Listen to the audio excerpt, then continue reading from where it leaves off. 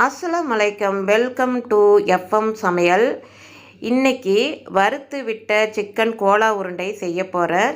Cola உருண்டை குழம்பு செய்ய போகிறேன். இதுக்கு தேவையானவை சிக்கன் எலும்புகள் இல்லாமல் பீஸாக எடுத்து வச்சுக்கின்னு, அப்படி எலும்புகள் இருந்துச்சுன்னா சிக்கன் பீஸை அந்த குழம்போடு நம்ம போட்டுக்கலாம். அதை அரைச்சிட்டு வந்துடுவோம். கட் பண்ணுறதுலேயே எனக்கு அரைச்சி கொடுத்துரும். நீங்கள் மிக்ஸி ஜாரில் அரைச்சிக்கோங்க. இதுக்கு தேவையானவை தேங்காய் அரை மூடி, பெருஞ்சீரகம் 1 டீஸ்பூன், கசகசா 1 டீஸ்பூன், 1/4 டீஸ்பூன் மிளகு, 1/4 டீஸ்பூன் ஜீரகம், 4 முந்திரி போட்டுக்கோங்க. தண்ணி ஊற்றி பட்டு போல் அரைச்சிக்கணும். நெய்ஸாக இருக்குன்னு குறப்பாக இருக்கக்கூடாது. அடுத்தது பொட்டுக்கடலை ஒரு 5 டீஸ்பூன் அளவுக்கு எடுத்து வச்சுருக்கேன். அதை மாவு போல் அரைச்சிக்கணும். தண்ணிலாம் விடக்கூடாது. மாவு போல் அரைச்சி வச்சுக்கணும். இது சிக்கனுக்கு இது பிசையறதுக்காக இந்த பொட்டுக்கடலை தேவைப்படும். நான் ஏற்கனவே 1 டீஸ்பூன் சிக்கனை அரைச்சி எடுத்து வச்சுட்டேன். நான் வீடியோ தான் எடுக்கலை. அதனால் சிக்கன் எடுத்து மிளகாய்த்தூள் 1 டீஸ்பூன், கரம் மசாலா 1 டீஸ்பூன், மல்லித்தூள் 1 டீஸ்பூன், மஞ்சள்தூள் 1/4 டீஸ்பூன், இஞ்சி பூண்டு பேஸ்ட்டு 1 டீஸ்பூன் போட்டு பிசைஞ்சிட்டேன். பொட்டுக்கடலை மாவு மட்டும் போடலை. அதை பொட்டுக்கடலை மாவும் போட்டு வெங்காயம் 1 பெரிய வெங்காயமாக இருந்தாக்கா 1 எடுத்து போட்டுக்குங்க. இதுக்கு சின்ன வெங்காயம் சேர்த்தாலும் சூப்பராக இருக்கும். நான் மொத்தம் 3 வெங்காயம் எடுத்திருக்கேன். குழம்புக்கும் இந்த உருண்டைக்கும் 1 வெங்காயம் எடுத்து, பச்சை மிளகா 3 பச்சை மிளகா இது காரம்லாம் இருக்காது. உங்களுக்கு பசங்க சாப்பிட்ற மாதிரி இருந்துச்சுன்னா, ஆனால் காரமே இருக்காது. 1 பச்சை மிளகா போட்டுக்கோங்க. இதுக்கு புதினா மல்லி கொஞ்சம், கருவேப்பிலை 2 கொத்து நல்லா பொடிசாக கட் பண்ணிக்கோங்க. நான் கொஞ்சம் பெரிய பெரிய சைஸாக தான் கட் பண்ணி போட்டுக்கிட்டேன். எப்படி எந்த அளவுக்கு வேணாலும் போட்டுக்கலாம். பொடிசாக கட் பண்ணியும் போட்டுக்கலாம், ஓரளவுக்கு கட் பண்ணியும் போட்டுக்கலாம். ஏன்னா சாப்பிடும் போது நல்லாயிருக்கும், மொறுப்பாக இருக்கும்னு நான் போட்டுக்கிட்டேன். நீங்கள் பொடிசாக கட் பண்ணியும் போட்டுங்க. ஏன்னா பசங்க சாப்பிடும் போது அவங்களுக்கு டிஸ்டர்பாக இருக்கும், போட்டுடுவாங்க. அதனால் நீங்கள் அதே மாதிரி போட்டுக்கோங்க. நல்லா கையாலேயே பிசைஞ்சு விட்டுக்கோங்க. இது கையாலே பிசைஞ்சு விட்டுட்டு, இது உங்களுக்கு பிசுப்பாக இருந்துச்சுன்னா, நான் அப்படியே தான் நான் உருண்டை பிடிச்சேன். உங்களுக்கு இருந்துச்சுன்னா கையில் ஆயில் அப்ளை பண்ணிக்கோங்க. ஒரு தட்டு எடுத்து உருண்டை பால்ஸ் மாதிரி வெடிப்பு இல்லாமல் நல்லா உருண்டை பிடிச்சிக்கோங்க. ஏன்னா இது பொரிச்சிட்டு தான் குழம்பு செய்ய போகிறோம். எப்போதும் நான் என்னோடய எஃப்எம் சமையலில் கோலா உருண்டை குழம்பு இருக்குது. நிறைய ரெசிபிகள் இருக்குது, பாருங்கள். அருமையான ரெசிபிகள்லாம் நிறைய இருக்குது. பார்த்துட்டு எனக்கு கமெண்டில் சொல்லுங்கள். உங்களுக்கு என்னென்ன ரெசிபிகள் வேணும்னாலும் சொல்லுங்கள், நான் போடுறேன். அடுத்தது ஒரு தட்டில் அந்த பால்ஸை பிடிச்சிருவோம். ஒவ்வொன்றா நம்ம பால்ஸை பிடிச்சி எடுத்து வச்சுருவோம். எடுத்து வச்சுட்டு அடுத்தது குழம்புக்கு தேவையானவை எடுத்து வச்சுருவோம். அதுக்கு தேவையானவை ஒரு அடுப்பை ஆன் பண்ணிவிட்டு கடாய் வச்சு நம்ம தாளிப்பு கொடுக்கணும். இந்த உருண்டை குழம்பு வறுத்து விட்ட உருண்டை குழம்பு டேஸ்ட்டு அருமையாக இருக்கும். கோலா உருண்டை அப்படியே எடுத்து போடுவோம். இது வறுத்துட்டு போடுறதுனால டேஸ்ட் அட்டகாசமாக இருக்கும். உருண்டை பிடிச்சாச்சு, நல்லா இந்த மாதிரி பால்ஸ் மாதிரி பிடிச்சிக்கோங்க. அடுப்பை ஆன் பண்ணி ஒரு கடாய் வச்சு நல்லெண்ணெய் தான் விட்டுருக்கேன். சிக்கனுக்கு நான் எப்போதும் நல்லெண்ணெய் தான் விடுவேன். ஒரு 3-4 டீஸ்பூன் நல்லெண்ணெய் விட்டுக்கோங்க. சின்னதாக ஒரு 2 பட்டை, 2 கிராம்பு, 2 ஏலக்காய் மட்டும் போதும். அதிகமான மசாலா சாமான் சேர்க்க வேண்டாம். ஏன்னா என்கிட்ட கரம் மசாலாவில் எல்லாமே சேர்த்துருப்போம். அதனால் அதிகமான மசாலா வகைகள் சேர்த்தா அதோட வாசனை தான் இருக்கும். அதனால் கரெக்டான பக்குவத்தில் சேர்த்துக்கங்க. இந்த அளவுக்கு இந்த குழம்புக்கு போதுமானது.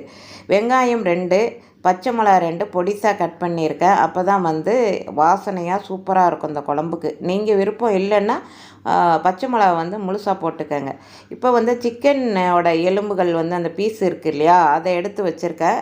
அதையும் இந்த அந்த வெங்காயத்தோடையே போட்டுட்டா வாசனையாக இன்னும் நல்லாயிருக்கும். எல்லாத்தையும் வதக்கி விட்டுட்டு, இது ஒரு பக்கம் வதங்கி வரட்டும். இன்னொரு அடுப்பில் இந்த உருண்டையை வறுத்துருவோம். தேவையான அளவு ஆயில் விட்டு இதே போல் வறுத்து எடுத்துக்கணுங்க. சூப்பராக இருக்கும். அந்த வறுத்த கோலா உருண்டையை சாப்பிடும் போது அதோட டேஸ்ட்டாக இருக்கும்.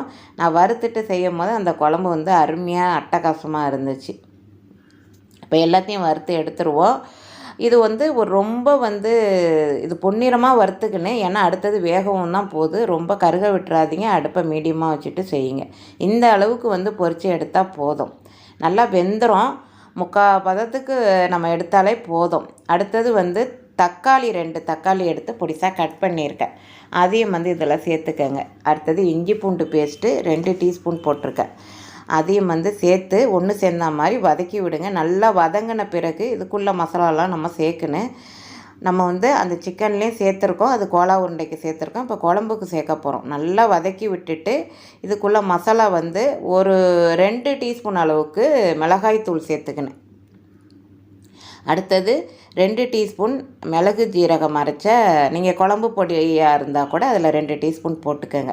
இதுக்கு அதிகமான மசாலாலாம் தேவைப்படாது, கொஞ்சமாக தான் மசாலா தேவைப்படும். 3 டீஸ்பூன் வந்து போடலாம், ஆனால் 2 டீஸ்பூன் போட்டால் தான் இந்த குழம்புக்கு சூப்பராக இருக்கும். தேவையான அளவு உப்பு சேர்த்துக்கங்க. உப்பு சேர்த்துட்டு கடைசியாக வந்து காரம், புளிப்பு, உப்புலாம் இருக்கான்னு நம்ம பார்த்துக்கிறது ரொம்ப ரொம்ப அவசியமானது. அடுத்தது வந்து மஞ்சத்தூள் ஒரு 1/2 டீஸ்பூன் போட்டுக்கிட்டேன். கரம் மசாலா 1 டீஸ்பூன், மல்லித்தூள் 2 டீஸ்பூன் போட்டுக்கிட்டேன். ஏன்னா சிக்கன் குழம்புக்கு நம்ம வந்து 3 டீஸ்பூன் போட்டுக்கலாம், அந்த சிக்கனுக்கு தகுந்த மாதிரி போட்டுக்கலாம். இப்போ இந்த உருண்டைக்கு தேவையானவை 2 டீஸ்பூன் போதுமானது. மல்லித்தூள் குழம்பு பொடியாக இருந்தால் 2 டீஸ்பூன் போட்டுக்கோங்க, தனித்தனியாக இருந்தால் நீங்கள் அதுக்கு தகுந்த மாதிரி போட்டுக்கோங்க. எல்லாத்தையும் ஒன்று சேர்ந்த மாதிரி வதக்கி விட்டுட்டு நல்லா வதங்கின பிறகு இதுக்கு தண்ணி சேர்த்துப்போம். தண்ணி சேர்த்துட்டு அடுத்தது தேங்காயை சேர்த்துப்போம். இதில் தேங்காயை சேர்த்துட்டு ஒன்று ஒன்றா சேர்த்துக்கின்னு நம்ம வதக்கி விட்டுட்டு சேர்க்கும் போது தான் அந்த சுவை வந்து கூடுதலாக இருக்கும். தயிர் வந்து ஒரு 3 டீஸ்பூன் அளவுக்கு சேர்த்துக்கோங்க. இதுக்கு தயிர் வந்து முக்கியமாக சேர்த்துக்கின்னு சூப்பராக இருக்கும். சிக்கன் குழம்புக்கே வந்து தயிர் வந்து கண்டிப்பாக சேர்க்கணும், அப்போ தான் நல்லாயிருக்கும்.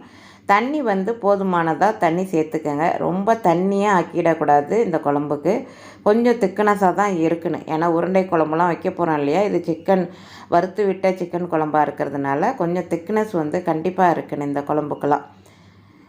இப்போ அரைச்சாச்சு பட்டு போல். அதுலேயே வந்து தண்ணி வந்து ஒரு டம்ளர் அளவுக்கு தண்ணி விட்டுருக்கேன் அந்த மிக்சி ஜார்லேயே.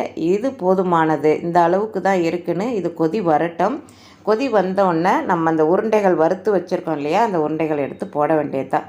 கலக்கி விட்டுப்போம். கலக்கி விட்டுட்டு இதை வந்து இந்த உருண்டைகளை எடுத்து போட்டுப்போம். இப்போ வெயில் காலமாக இருக்கிறதுனால நல்லெண்ணெய் சேர்த்துக்கோங்க சிக்கன் சேர்த்தா, இல்லைனாக்கா நாட்டுக்கோழியாக இருந்தால் ரொம்ப ரொம்ப நல்லது உங்களுக்கு.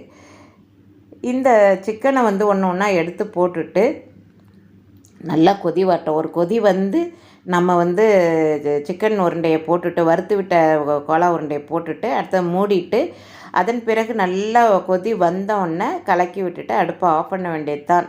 இதுக்கு மேலே வந்து கருவேப்பிலையோ மல்லியோ தூவி அடுப்பை ஆஃப் பண்ணிவிட்டு சாப்பிட வேண்டியது தான். அருமையான வறுத்து விட்ட சிக்கன் கோலா உருண்டையும் ரெடி ஆகிட்டே இருக்காங்க. சூப்பராக இருக்குங்க. இது கீ ரைஸோட தேங்காய் பால் ரைஸோட சாப்பிடும் போது அட்டகாசமாக இருக்கும். இது வந்து இட்லி, தோசை, சப்பாத்தி இப்படி சொல்லிக்கிட்டே போகலாம். எல்லாத்துக்கும் இது வந்து தொட்டு சாப்பிட்லாம். பாருங்கள் எவ்வளோ அருமையாக இருக்குது பார்க்கும் போதே. அடுத்த சூப்பரான ரெசிபியுடன் உங்களை சந்திக்கிறேன். தேங்க்யூ ஃபார் வாட்சிங். பபாய்.